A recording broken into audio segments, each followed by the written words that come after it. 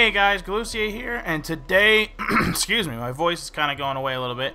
Today, I'm bringing you Dungeon Keeper 2 for my classic PC game of the day. Before I even get started, I'm going to let you know that even though this game is incredibly old and will not work for anything Windows XP or newer, that you can get it from GOG.com and then it will actually work for you. Now, it's very playable, but it's hard to record. I don't know what it is about this game, but it's only recording at like 13, 14 frames per second, and there's nothing I can do about it. I can record Black Ops 2 at 60 frames per second, and then this old piece of crap is 14 frames per second. But I shouldn't call it a piece of crap. It's an amazing game. I just say that because it's frustrating and annoying. So the game isn't flawless because it's been basically ported for newer versions of Windows all the way up to Windows 8 if you go to GOG.com. So there's kind of like some hiccup type things, but it's still totally worth playing, okay? So we're in what they call a pet dungeon, which is basically a sandbox. It's not part of the actual campaign. You're free to do as you please, and you basically just want to build a layer as good as you can, and then you trigger the heroes to come in and try to stop you. So you're basically the bad guy for this game. And Dungeon Keeper was really one of the first games that kind of pioneered the idea of you being the bad guy, and it's a lot of fun. You have your little god cursor here that you place wherever you want to tell them to dig. Obviously the imps are doing the digging, and you can slap them. Wha! Wha! It's actually one of the bonus objectives for the first pet dungeon, to slap 50 minions. So as time goes on, and we'll where is it? Oh yeah, it doesn't show you the progress in this one. As time goes on, you get more and more rooms. So right now we have 4 rooms, and that's basically it. You just gotta build the rooms to feed them. We got the chicken room there, and then you gotta build a room for them to live in. So we're gonna make a layer. Okay, we're not gonna fill the whole room yet, but actually I might, because I have excess monies that are just laying on the floor. And your imps, the dungeon heart holds 16,000 gold. If you have more than that, then it'll just sit on the floor like it is over here, where they dug up that gold. Now you can pick that up yourself though. Anything that's in your territory, you can manipulate, right? So you see the floor with the red dot, that's your territory. You will need to build a treasury now. Yeah, treasury, I got it, shut up. This will hold your gold reserves when your dungeon heart is full, and also attract in rogues. Let's see. Actually, yeah, okay. I'll make this big room a treasury, since that was there when I started. I had 2 starting rooms. Everything else I have to build myself. So we can start out. Shoot, I actually know this one already. But this is kind of a big tell. The fact that there's a black 3x3 square there, that's gonna be the portal where your monsters and crazy things come in. But depending on what rooms you have, that's what's going to attract people, right? So the treasury attracts rogues. Having just a basic chicken place and lair is going to attract just like the basic goblins. And maybe a couple of the little firefly things that come in, which are good for scouting out, because they look for open areas to explore. For example, your imps nobody can travel over lava until you unlock stone bridges, but they'll fly out here and start exploring and unlocking stuff. So those are good, but the portals only bring in a certain amount of dudes, and then it's kind of done. So if you want a higher caliber of dudes, don't discover a portal until you have a few rooms built up. The training room is going to attract salamanders, which is a tough combat character, and the library attracts the warlock, which researches spells for you. Besides the fact that they can attack peoples and stuff, they research spells, which, you know, I'll show you this, like right now as far as spells go, if I can get my mouse to go. I apologize for the frame rate. There's really nothing I can do, but I really wanted to show off this game. Right now I only have the 1 spell to create more imps. But you get, as you can see, all those question marks. You get a ton of spells, but you need warlocks to research it for you. So I'm going to build the dungeon up here a little bit, and kind of like fast forward to a somewhat more completed dungeon, and then see if I can't trigger a hero wave so that you can see what like the actual combat's gonna look like and stuff like that. Okay, so I'm gonna do a couple notes for you. First of all, you can see that one just sparkled, and he's now level 4. All the creatures in your lair will level up when they do stuff that they're supposed to be doing. Most of them, it's combat. For the imps, it's just working. And the higher level they are, the faster they work. Like this imp right here at level 4 should complete the wall before this one does at level 2. And they also move quicker. When they hit level 4, they kind of get like a speed thing going on. You got a head start, not fair. Okay, so I went ahead and opened up my portal. I have my library for the warlocks, I have my training room for the salamanders, and I have the workshop for the troll guys that actually build stuff. Basically just told me what I already told you. So now the other thing I wanted to point out is we've discovered a second portal, but this one only has water separating it. So for this one, all we're gonna need is a wooden bridge, and we'll be able to claim that as well. These reptiles are yay, there's my salamander. He'll go straight to the gym. He's a workaholic, a workout-aholic. Loves the gym. Okay, so I just unlocked the wooden bridge. Next is the prison, which is a really good one, but it takes 5. The things that get unlocked take longer and longer as time goes on. So, and what I like about the wooden bridges is that it lets you extend over water. You can extend over lava, but it's a lot slower. So now that like I connected this, that's my land. Okay, I own that, and they're gonna claim this. And this map has like a cheat built into it. You've been seeing me dig up all the gold and stuff. I just digged a big patch of it up right there, and these guys are going around claiming stuff. This right here is like a gem deposit, and they will mine this like they do gold, and they'll mine it forever. It'll never go away. So I always, for this particular map, it's a bit of a cheat almost. Like it's just like a built-in forever money. So I build like a big treasury like right here, and then they just like load it up. Has been created in your workshop. So you actually need to like turn it off because you can see how many imps go here. The imps, by default, the first thing they want to do is dig. If you're telling them to dig, they want to dig. And then after that, it's make floors. And then after that, it's make walls. And also to retrieve things like I made a door for right here, and it's been built. So one of the imps has to go pick it up and bring it there. So if you're telling them to dig, all your imps are going to be digging here, and they're not going to be doing other stuff. And the treasury is only going to hold so much gold anyway. I can hold a maximum of 114,000 right now. So as we get closer to that, I'm going to tell them to stop digging. But I'm actually going to tell them to stop digging now, because there's other sources for them to get monies, like all this gold here that's kind of blocking my path anyway. Because there's a lot of like secret things in here that'll just... That's just a basic cheat, because there's mana wells as well, so you can cast as many spells as you want and never run out. But it's the first pet dungeon, so they kind of set it up just to, you know, make it easy, basically, and give you as many resources as you could possibly want to get the handle of that type of thing. And then, you know, from there, it'll get more and more advanced. Okay, the next room that I wanted to reveal to you is the prison. That's been unlocked now, and... the prison serves two functions. When you take out the enemies, which are the good guys in this case, the heroes, they will get picked up by the imps if they die on your territory. So if they die anywhere over here, because this is kind of like the area where they come in for this map, the imps will pick them up. They're going to drag their carcasses here to the dungeon, where they will have barely any health, and over a short period of time, not a super long period of time, they will rot in here and die and turn into skeletons. And skeletons are super useful. They're really good fighters.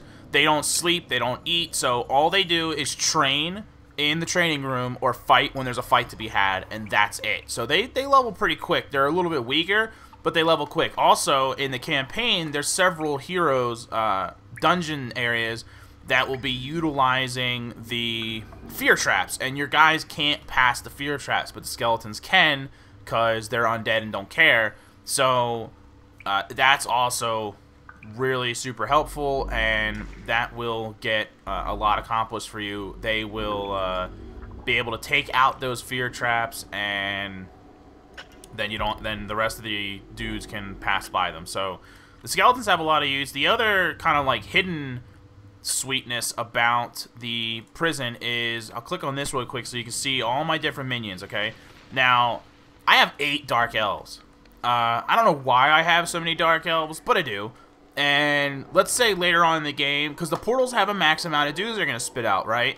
So if I want some other creatures as I begin to build more types of buildings, and I want to, excuse me, reveal new types of things, and because there's some really powerful guys that you can get, but you need rooms that you're going to create very late in the game. So right now we don't have them.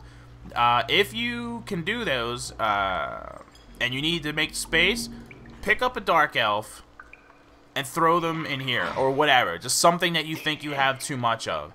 And basically what that's going to do is, he's going to slowly rot away and turn into a skeleton. You can speed it up a little bit by slapping him. You see that does damage to him. So I'm going to drop him in here since I just beat the crap out of him.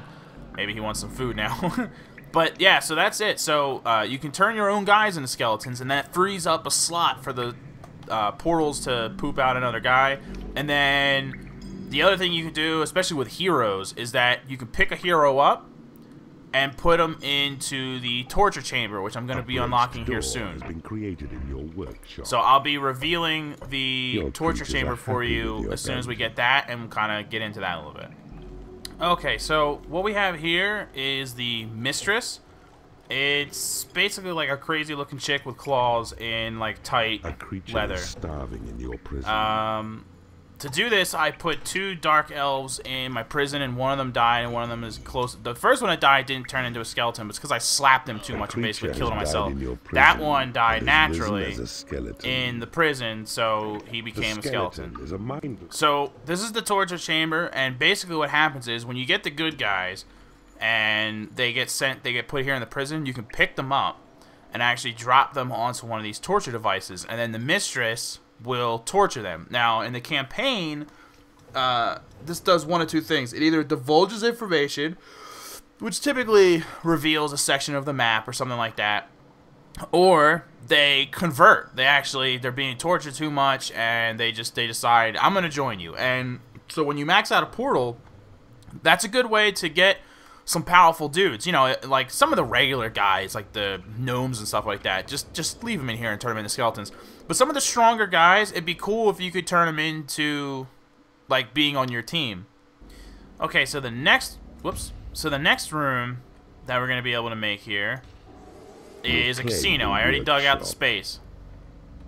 So basically what happens here, you have this little bar, and there's one for money, and there's one for happiness. If it's set to happiness, the house is going to lose on average. The house is going to slowly lose money, but if it's set to the money side, then you're going to gain money from your dudes, but that's going to make them less happy. So if happiness isn't an issue, then don't worry about it, and, you know, make your monies. But you see that little 4 that just popped up? That means I lost 4 gold, because someone's gambling right now, and they're gaining money from it.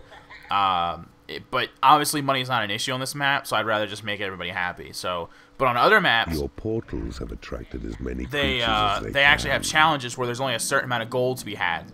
So you kind of have to balance your happiness with other things, and the casino is a good way to earn some money.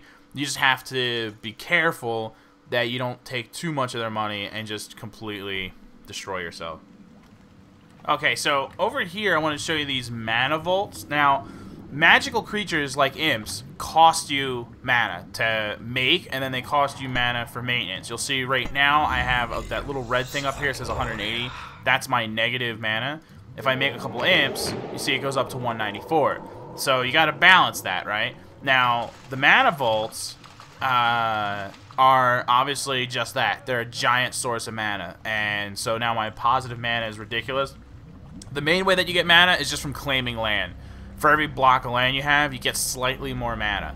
But these, it's way, way more mana. And this is another kind of secret thing in the game for this particular map, where they just want to give you endless resources so you can just do whatever you want. Now, what I wanted to show you, now that we have it, so I was waiting for to research the spell Call to Arms. that will make all your dudes, or the ones that feel like listening, because they actually don't always listen to you. That's the nice thing about this game. You don't directly control anybody. They just kind of do what they want. You can pick them up and suggest that they go places. You can lock them in rooms, but there's only so much you can do. So what we're going to do is we're going to trigger our first hero invasion, and we're going to have a call to arms. Now, the heroes, now that they've been triggered, these are all level 1 heroes, and I can raise their levels and stuff. Again, this is a pet dungeon, so you trigger your own things. I have a sentry tower there to keep them busy while I wait for my dudes to show up. And this is you can raise their levels. Like, the more minions you have and the higher your minions levels are, you can go ahead and raise the levels of the heroes themselves to trigger more difficult challenges for yourself and stuff like that. You can see all the dark elves got here first. Install central heating. That's because of the guard room. They hang out here and guard an area, so if you think an area is going to be potentially dangerous, you make a guard room there. So they were the first to show up, and everyone else is probably going to show up a little by the time it's done, basically. And then you just cancel the call to arms, because almost everybody is dead now. Just the main hero guy is basically who's left.